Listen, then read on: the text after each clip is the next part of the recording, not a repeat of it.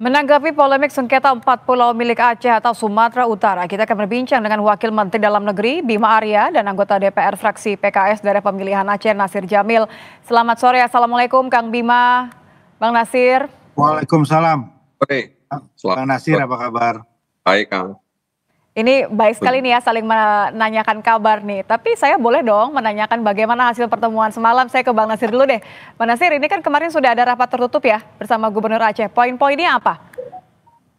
Iya, jadi kesepakatan kami tadi malam itu pemerintah Aceh, kemudian DPR Aceh dan anggota DPR RI dan DPD RI asal Aceh itu menolak keputusan Mendagri terkait dengan 4 pulau yang kini masuk dalam wilayah Sumatera Utara, tepatnya di Kabupaten Tapanuli Tengah.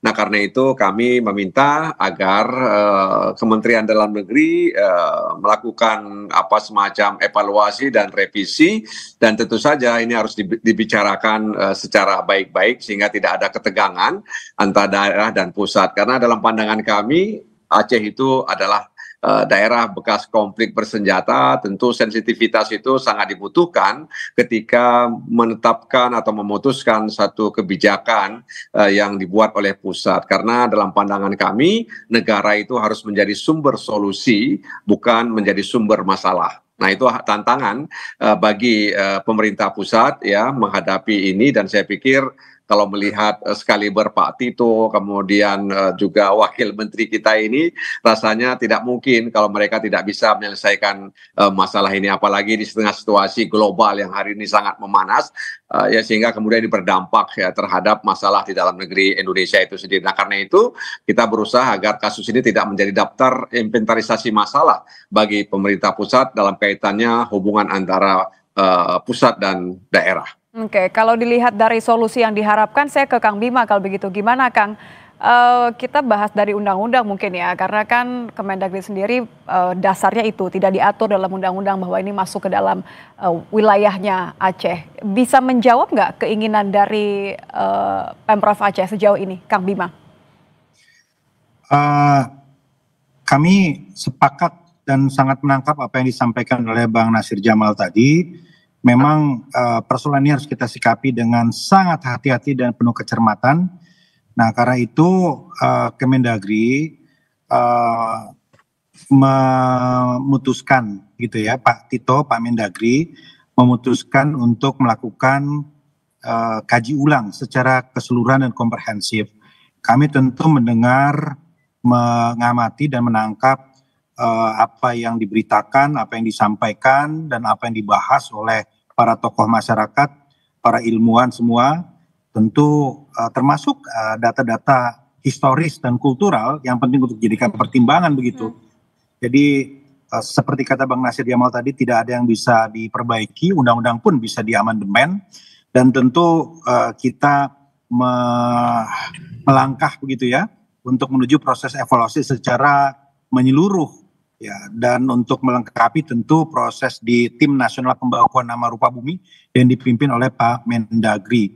Dan memang tidak bisa kita hanya melihat kepada data geografis, batas-batas saja, dan batas pun belum lengkap, gitu. Baru batas darat yang disepakati, batas lautnya belum lengkap, dan aspek historis, aspek kultural juga harus kita telaah secara seksama begitu. Jadi berarti sebelumnya nggak menggunakan aspek-aspek itu ya, Kang Bima ya?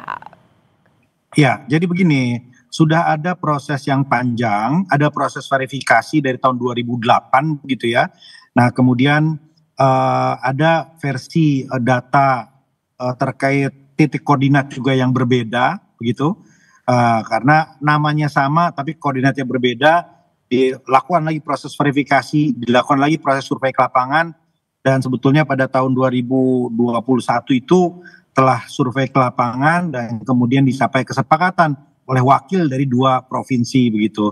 Nah, tetapi tentunya ketika muncul pendapat-pendapat yang ya sebetulnya memperkaya data-data yang harus kita miliki sebelum ambil keputusan, maka sangat terbuka untuk dilakukan penyempurnaan. Karena begini, namanya menentukan batas wilayah itu kan memerlukan kecermatan, teknologi, koordinasi, sedangkan pemerintahan bisa berganti, bupati berganti, gubernur berganti, menteri pun berganti begitu. Dan sangat mungkin ada persoalan teknis di situ yang kita harus cermati. Jadi sekarang ini kalau mempertimbangkan, maaf saya potong Kang Bima, kalau termasuk mempertimbangkan potensi sumber dayanya nggak di pulau-pulau ini, Kang Bima?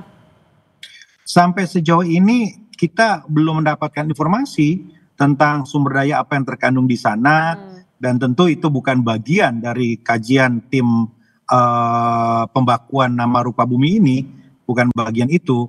Dan bagi kami data-data yang terkait dengan batas geografis, kemudian sekarang kita akan lengkapi dengan historis dan kultural, itu yang akan kita fokuskan.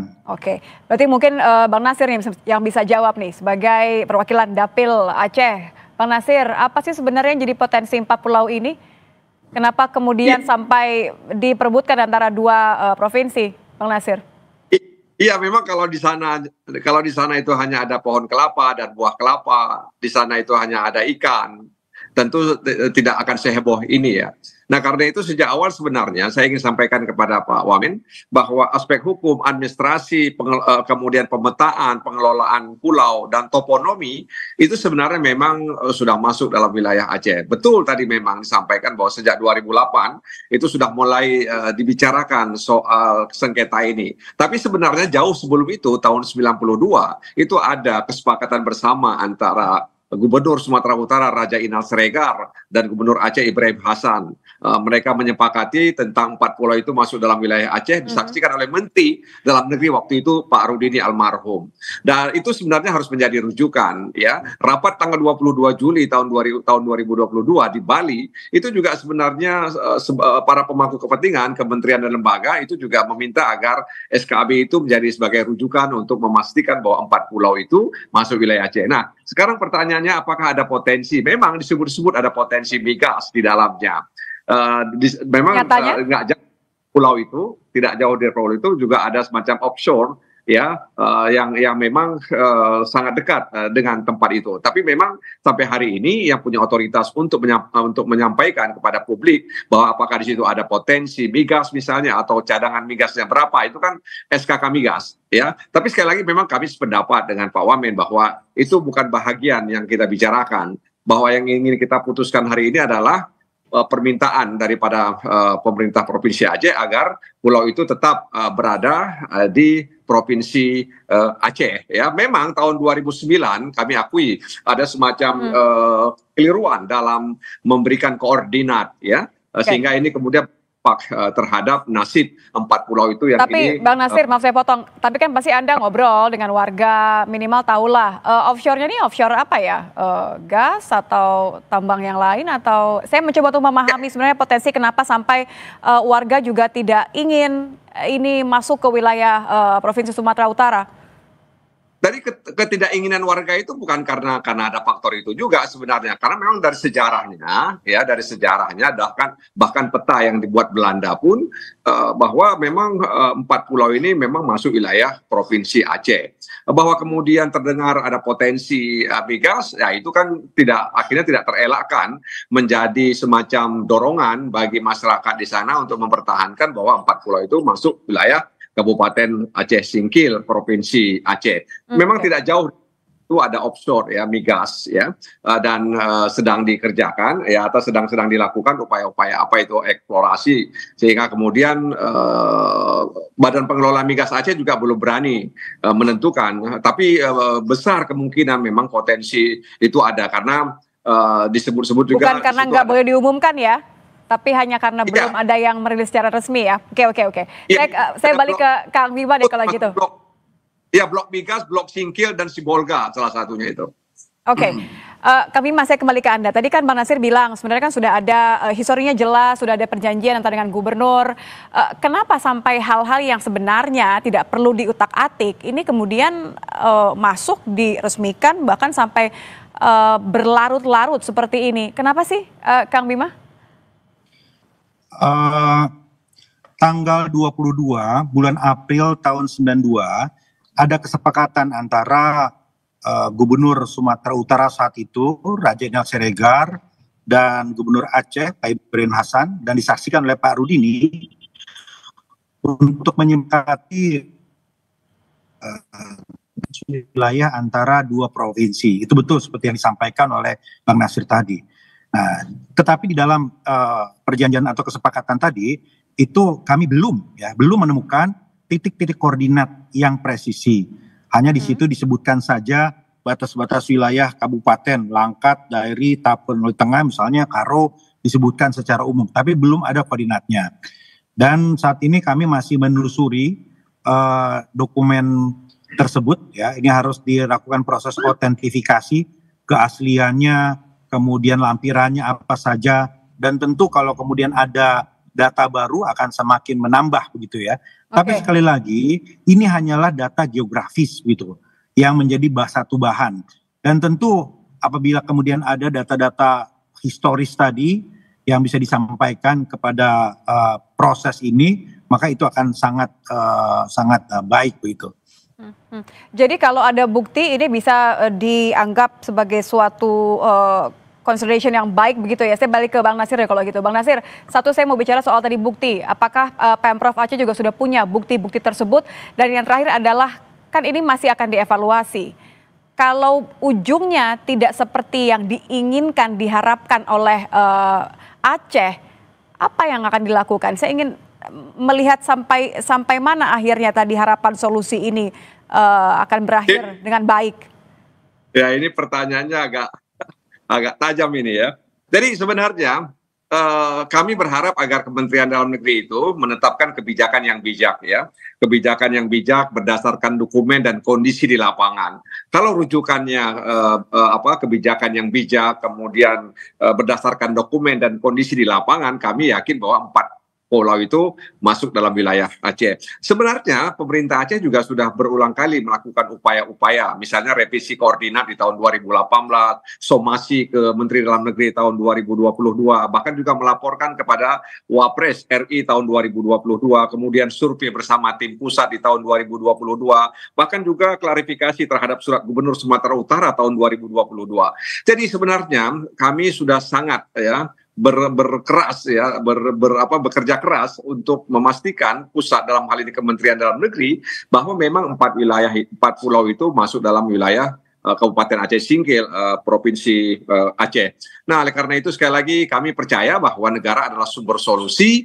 Oleh karena itu kami punya keyakinan bahwa pemerintah pusat dalam hal ini Menteri Dalam Negeri bersama jajaran dan para kementerian lainnya bisa memahami. Jadi harus juga melihat sensitivitas ya Aceh sebagai daerah yang pernah menjadi konflik bersenjata, dan tentu kita tidak ingin kemudian ada gangguan antara pusat dan daerah, dan kita ingin juga bisa tenang ya kemudian mengedepankan persatuan nasional. Tapi kalau Bang Nasir, kalau ya tentu kan berharap tadi sesuai dengan harapan dari Aceh, tapi kalau solusinya bukan sesuai, ini akan apa? Dibawa ke PT UN atau dengan langkah lain? Tidak, jadi tadi malam perbicaraan kita tidak akan membawa ke jalur hukum, ya kita justru eksekutif review. Jadi kita merevisi karena kami juga punya undang-undang pemerintah Aceh ya nomor 11 tahun 2006. Di situ disebutkan bahwa hal-hal yang sifatnya yang bersifat administratif itu dilakukan konsultasi kepada Gubernur Aceh. Bahkan juga ada konsultasi pada DPR Aceh. Jadi sebenarnya itu yang tidak begitu masif dilakukan, yang tidak intensif dilakukan, sehingga kemudian ini menimbulkan situasi seperti ini. Karena itu sekali lagi kami berharap agar kondisi ini tentu harus disikapi dengan baik, dengan bijak, ya sehingga kemudian kita bisa menghindari hal-hal yang tidak diinginkan. Jadi kami belum bisa berandai-andai.